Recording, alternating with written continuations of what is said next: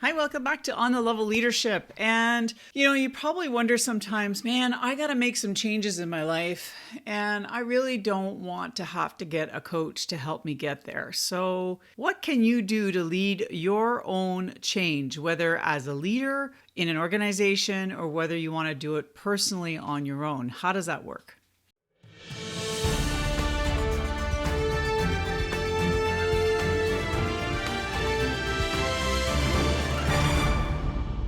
So in this video, I'm going to help walk you through how you can lead your own change in your life. Now, change is super scary sometimes. It requires getting out of our comfort zones. And I've been talking about this in the last couple of vlogs over the last few weeks because I myself have gone through some changes in the recent past.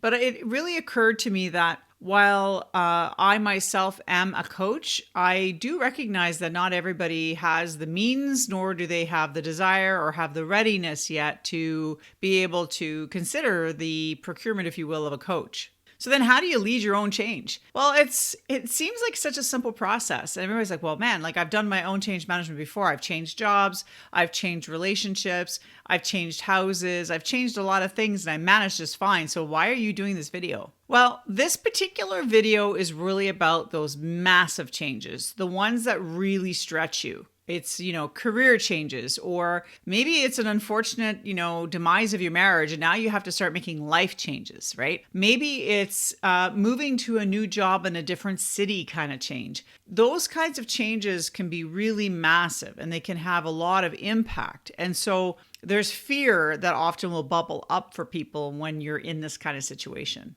So when you're making massive changes in your life, it really comes down to a cycle of steps, if you will. There's really 4 steps that I'm going to go over in today's video that really is a bit of a cycle. It starts with vision. It means you need to have a sense of what it is you want at the end of the day. So what change are you trying to effect? Exactly what is the end state that you're looking to achieve? And that's really important.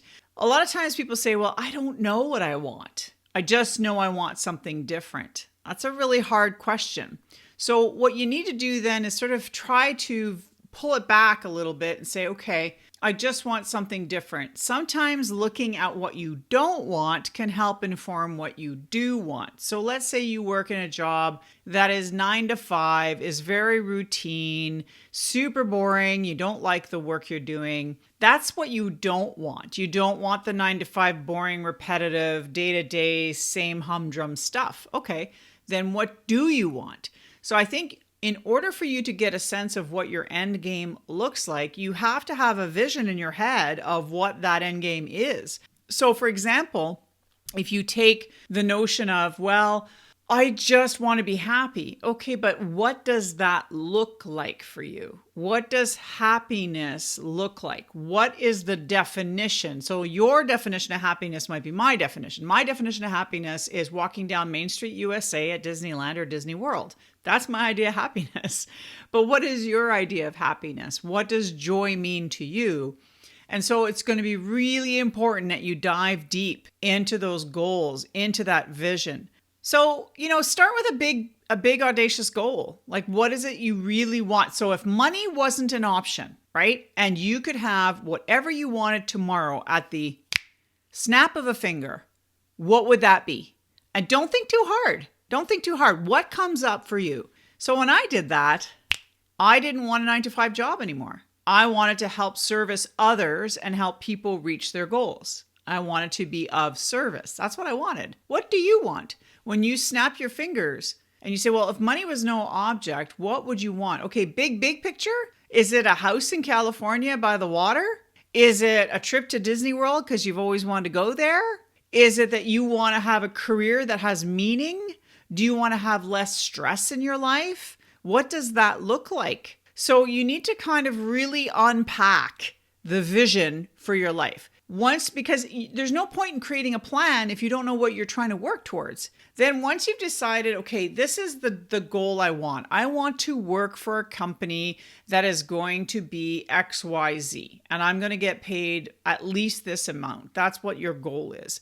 You need to get to the why you want to get this goal. So if you really want a house in California by the water, you need to say why that is. If you want a different career that is of service to people, then what is the why? You really need to get to that why, because when you start implementing your action plan later in the cycle, if you don't have a clear reason for your why, you're going to lack the motivation needed to continue the process. You need to understand, what is it you want?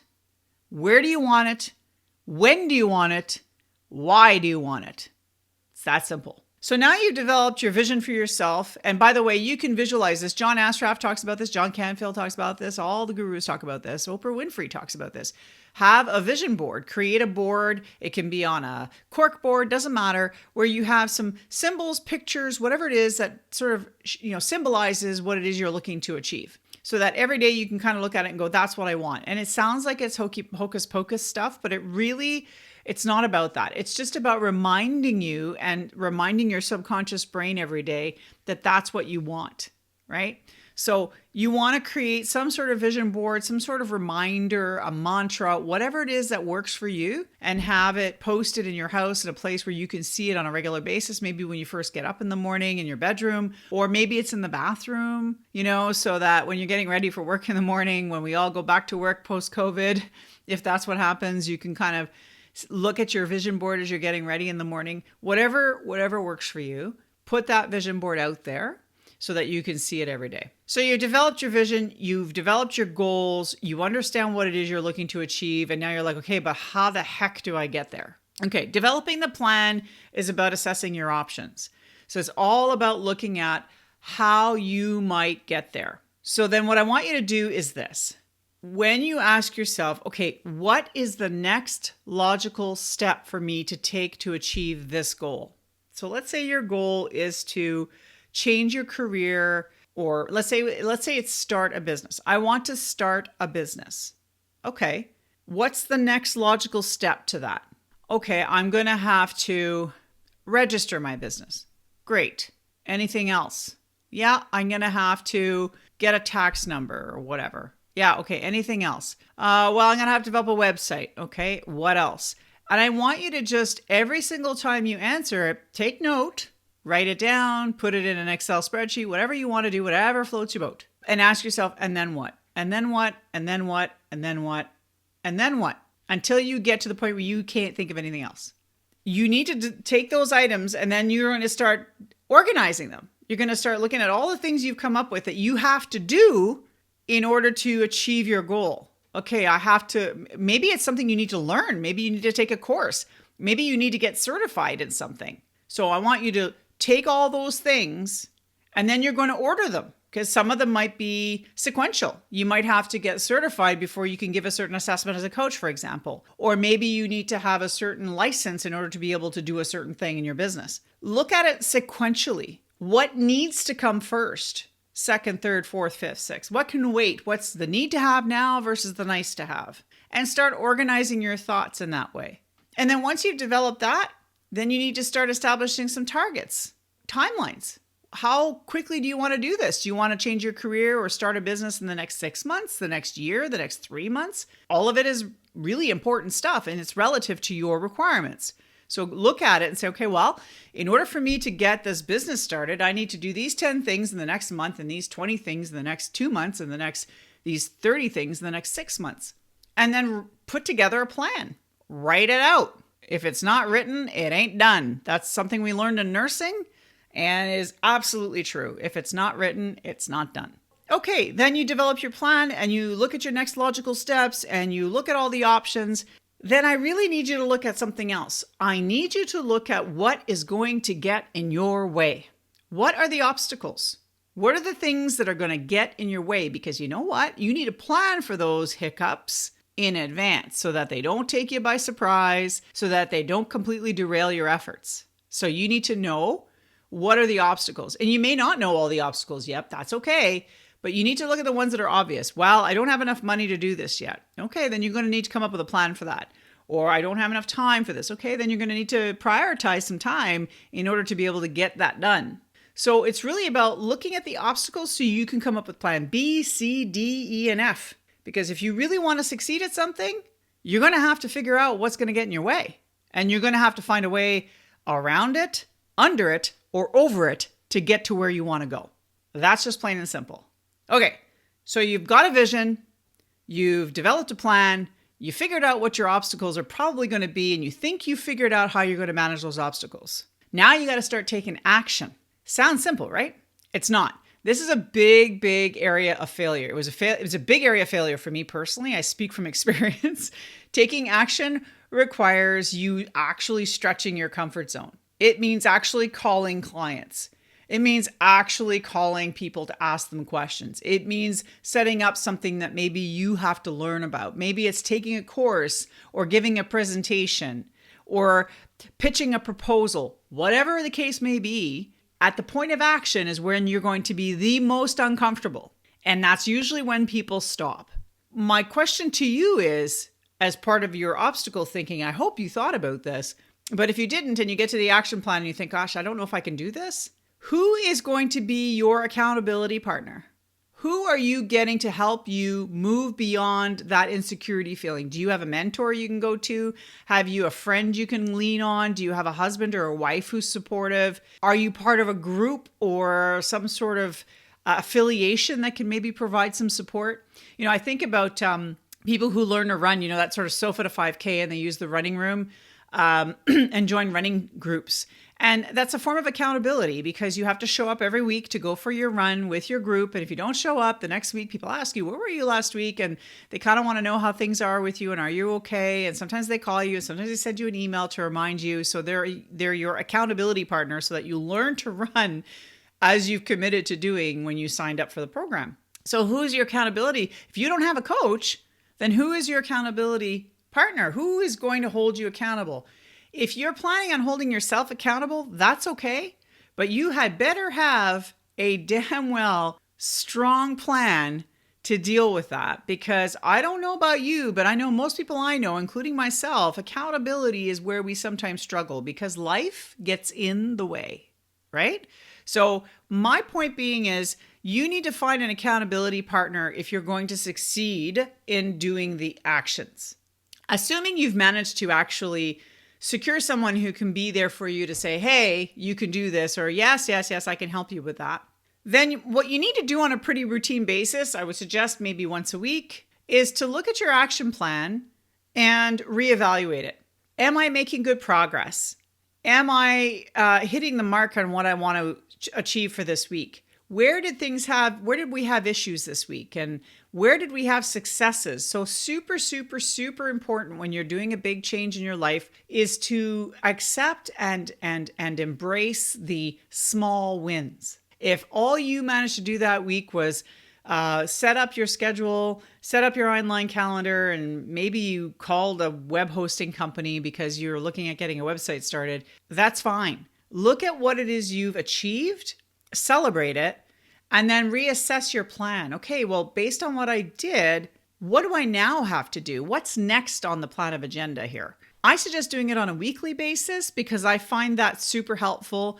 You could do like a daily diary if that helps you, like some kind of memo. I find sometimes keeping track of our thoughts sometimes helps us in the process. But at minimum, once a week, you should be doing a bit of a review of your action plan, saying, okay, what have I done? What do I have yet to do? Do I need to shift things? Because you may have started stuff and realized, well, hold on a second, I can't do this until I've done this. Or a step may appear when you start implementing your action plan that maybe you didn't anticipate. It was one of those unknowns that just kind of pops up. So plop that into your plan, maybe readjust, rejig, and then continue on the next week. And you keep doing this over and over and over again until you get that much closer or until you actually reach the goal that you're looking for. Now, some goals are huge and require months and years of work in order to achieve, but the principles are basically the same. If you can visualize what it is you want, ask yourself what that looks like, tastes like, feels like, and actually visualize it. And there are visualization exercises on YouTube you can go to, just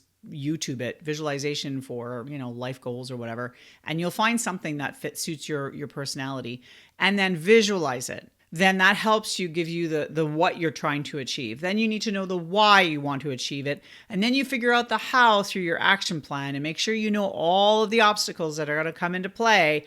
And once you know what those are, you take action over and over and over again, remembering always to reflect, to review, and to rejig if necessary. Again, the cycle just repeats over and over and over again until you achieve your goals. And eventually you're going to achieve many of the goals that you want to achieve for yourself, even if you don't hit the big one. So the analogy I use is this. You may be planning to lose 100 pounds in a year, but if you only lost 65 or 70, would you be disappointed? And the answer is no.